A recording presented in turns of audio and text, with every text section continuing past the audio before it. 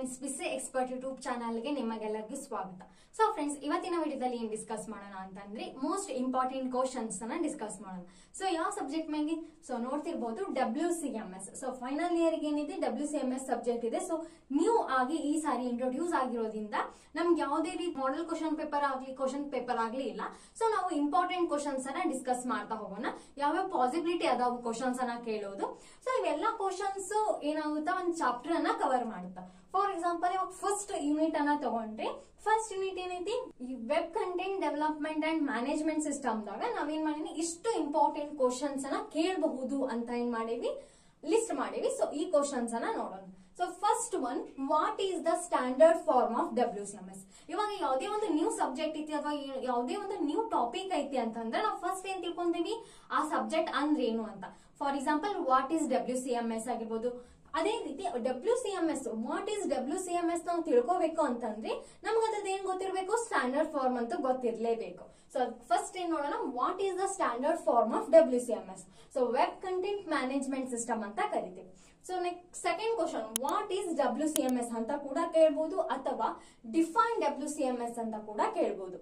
Next, explain the concept of web content management system. So web content management system ನ ಏನ್ ಮಾಡ್ಬೇಕು, ನೀವು explain ಮಾಡ್ಬೇಕು. ಅದರಲ್ಲಿ what is web content management system ಬರೆಯೋದಾಗಿರ್ಬೋದು. ನೆಕ್ಸ್ಟ್, ವಾಟ್ ಈಸ್ ವೆಬ್ ಅಂತ mention ಮಾಡಬೇಕು, what is content management system. So ಇವೆಲ್ಲ ಡೆಫಿನೇಷನ್ ಅನ್ನ ಏನ್ ಮಾಡಿ ಮೆನ್ಷನ್ ಮಾಡ್ತಾ ಏನ್ ಮಾಡಿ ಅದನ್ನ ಎಕ್ಸ್ಪ್ಲೇನ್ ಮಾಡಿ. ಅದೇ ರೀತಿ ಇದರಲ್ಲಿ ಏನು ಸಿಗುತ್ತೆ, ವೆಬ್ ಕಂಟೆಂಟ್ ಮ್ಯಾನೇಜ್ಮೆಂಟ್ ಸಿಸ್ಟಮ್ ದಲ್ಲಿ ಒಂದು ಕೀ ಪಾಯಿಂಟ್ಸ್ ಅಂತ ಸಿಗುತ್ತೆ. ಸೊ ಅವನು ಕೂಡ ನೀವೇನ್ ಮಾಡಿ ಮೆನ್ಷನ್ ಮಾಡಿ. ನೆಕ್ಸ್ಟ್ ಬರುತ್ತೆ, explain the types of content in WCMS. ಯಾವ್ಯಾವ ಟೈಪ್ಸ್ ಅದಾವ, ಕಂಟೆಂಟ್ ಟೈಪ್ಸ್ ಯಾವ್ಯಾವ ಅದಾವ ಅಂತ ಏನ್ ಮಾಡ್ಬೇಕು, ನೀವು ಅದನ್ನ ಎಕ್ಸ್ಪ್ಲೇನ್ ಮಾಡ್ಬೇಕು. ನೆಕ್ಸ್ಟ್ ಅದೇ ರೀತಿ explain the format types in WCMS. Formats ಅಂದ್ರೇನು, ಅದ್ರ ಟೈಪ್ಸ್ ಯಾವ್ಯಾವ ಅದಾವ ಅನ್ನೋದನ್ನ ಮೆನ್ಷನ್ ಮಾಡಿ. Next, define the content format in WCMS. So sorry, CMS ಅಂತಂದ್ರೇನು, ಕಂಟೆಂಟ್ ಮ್ಯಾನೇಜ್ಮೆಂಟ್ ಸಿಸ್ಟಮ್ ಅಂತ ಕರಿತೀವಿ. ಸೊ ಈ ಕಂಟೆಂಟ್ ಮ್ಯಾನೇಜ್ಮೆಂಟ್ ಸಿಸ್ಟಮ್ ನಲ್ಲಿ ಇಷ್ಟೆಲ್ಲ ಏನಿರುತ್ತೆ, ಡಾಟಾ ಇರುತ್ತೆ, ಮ್ಯಾನೇಜ್ಮೆಂಟ್ ಮಾಡಬಹುದು, ವೆಬ್ ಸಿಸ್ಟಮ್ ಕಂಟೆಂಟ್ ಇದೆಲ್ಲ ಕೂರ್ಸಿ ಏನ್ ಹೇಳ್ಬೋದು ನಾವು ಕಂಟೆಂಟ್ ಮ್ಯಾನೇಜ್ಮೆಂಟ್ ಸಿಸ್ಟಮ್ ಅಂತ ಹೇಳ್ಬೋದು.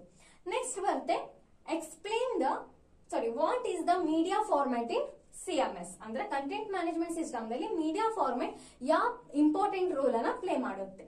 Next, explain the concept of norms and guidelines of content development.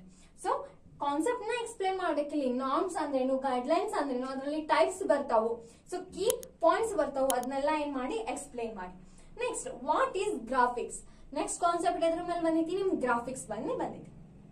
So what is graphics, what is digital graphics? So graphics ಕೂಡ ಕೇಳಬಹುದು ಅಥವಾ ಡಿಜಿಟಲ್ ಗ್ರಾಫಿಕ್ಸ್ ಅಂತ ಕೂಡ ಕೇಳಬಹುದು.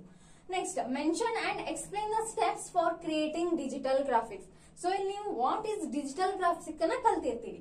ಸೊ ಅದ್ರ ಬೇಸ್ ಮೇಲೆ ಯಾವ್ಯಾವ ಸ್ಟೆಪ್ಸ್ ಇರ್ತಾವು, ಒಂದು ನಾವು ಡಿಜಿಟಲ್ ಗ್ರಾಫಿಕ್ಸ್ ಅನ್ನ ಕ್ರಿಯೇಟ್ ಮಾಡ್ಬೇಕಂತಂದ್ರೆ ಯಾವ್ಯಾವ ಸ್ಟೆಪ್ಸ್ ಅನ್ನ ನಾವು ಫಾಲೋ ಮಾಡ್ಬೇಕಾಗುತ್ತೆ ಅನ್ನೋದನ್ನ ನೀವು ಇಲ್ಲಿ ಮೆನ್ಷನ್ ಮಾಡಬೇಕು. Next, explain the process of audio production and editing. Last one ಏನ್ ಬರುತ್ತೆ, ಆಡಿಯೋ ಪ್ರೊಡಕ್ಷನ್ ಎಡಿಟಿಂಗ್ ಪ್ರೊಸೆಸ್ ಏನೇನ್ ಐತಿ ಅಂತ ನೀವೇನ್ ಮಾಡಿ ಎಕ್ಸ್ಪ್ಲೇನ್ ಮಾಡಿ. ಸೊ ಇದು ನ್ಯೂ ಸಬ್ಜೆಕ್ಟ್ ಆಗಿರೋದ್ರಿಂದ ಇದು ಯಾವುದೇ ನಿಮ್ಗೆ ಏನ್ ಸಿಗಲ್ಲ ಅಂದ್ರೆ ನಾವು ಕ್ವಶನ್ ಪೇಪರ್ ಆಗುತ್ತೆ ಅಥವಾ ಮಾಡೆಲ್ ಕ್ವಶನ್ ಪೇಪರ್ ಕೂಡ ಸಿಕ್ಕಿಲ್ಲ. ಸೊ ಜಸ್ಟ್ ಇದು ಒಂದು ಕಾನ್ಸೆಪ್ಟ್ ಮೇಲೆ ಈ web content development and management, so ಈ ಯೂನಿಟ್ ಮೇಲೆ ಇಷ್ಟು ಪಾಸಿಬಿಲಿಟಿ ಕೇಳಬಹುದು.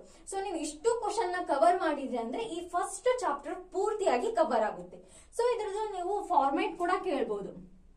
ಫಾರ್ ಎಕ್ಸಾಂಪಲ್, ಅವರು 1 ಮಾರ್ಕಸ್ ಕ್ವಶನ್ ಕೇಳಬಹುದು, 2 ಮಾರ್ಕಸ್ ಕೇಳಬಹುದು, ಅಥವಾ 3, 5, 10 ಮಾರ್ಕ್ಸ್, ಈ ರೀತಿ ಇಷ್ಟು ಪಾಸಿಬಿಲಿಟಿ ಇರ್ಬೋದು ಕೇಳುವಂತ. ಅಥವಾ 6 ಮಾರ್ಕ್ಸ್ ಅವ್ರು ಡೈರೆಕ್ಟ್ 8 ಮಾರ್ಕ್ಸ್ ಕೂಡ ಏನ್ ಮಾಡಬಹುದು, ಅವ್ರ ಕ್ವಶನ್ಸ್ ಅನ್ನ ಕೇಳಬಹುದು. ಸೊ ನೀವೇನ್ ಮಾಡಿ, ಇವೆಲ್ಲ ಏನಿದೆ ಎಕ್ಸ್ಪ್ಲೇನ್ ದ ಟೈಪ್ಸ್ ಅಂತ ಇದೆ ನೋಡಿ, ಮಿನಿಮಮ್ ಅಂದ್ರೆ ನೀವು 8 ಮಾರ್ಕಸ್ ಗೆ ಅದ್ರದ್ದು ಏನಿರ್ಬೇಕು, ಆನ್ಸರ್ ಇರ್ಬೇಕು. ಸೊ ಆ ರೀತಿ ಪ್ರಿಪೇರ್ ಮಾಡಿ. ಸೊ ಇದೆಲ್ಲ ಆನ್ಸರ್ ಅನ್ನ ಕೂಡ ನಾ ಏನ್ ಮಾಡೀನಿ, ಆಲ್ರೆಡಿ ಒಂದು ಯೂನಿಟ್ ದಲ್ಲಿ ಕವರ್ ಮಾಡಿ. ಸೊ ಆ ಯೂನಿಟ್ ನೋಟ್ಸ್ ಅನ್ನ ಕೂಡ ನಾ ಏನ್ ಮಾಡ್ತೀನಿ, ಡಿಸ್ಕ್ರಿಪ್ಷನ್ ದಲ್ಲಿ ಕೊಟ್ಟಿರ್ತೀನಿ, ಚೆಕ್ ಮಾಡಿ. Thank you for watching.